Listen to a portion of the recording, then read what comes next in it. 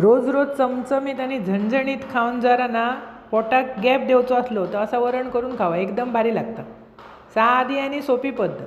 तूर डाळ घेतलं, स्वच्छ धुतलं, कुकराक लावून 3 शिट्यो काढून घेतलं. आताशी इतकी डाळ सुंदर इली आहे, त्याचो कण पण रवडा नाही, गोठलाच काय, मस्त शिजान येतं.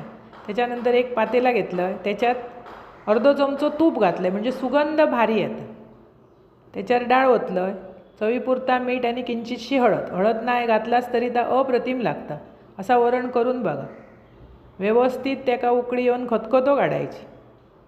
ह्याच्याबरोबर आंबे मोहर तांदळाचो भात किंवा बासुमती तुकड्याचो भात किंवा दावत साठ त्याचो भात तो घेतलास, त्याच्यावर गरमागरम वरण, वरसून तुपाची झार आणि लिंबाचा लोणचा तोंडाक लावायचा. इतक्या भारी लागता ना, पटापट घास जाता हो. लहानापासून मोठ्यापर्यंत असा वरण आवडतं. असा तुम्ही करा, खावा. आवडताला तुमका आणि आवडल्यास पटकन माझा चॅनल सबस्क्राईब करा.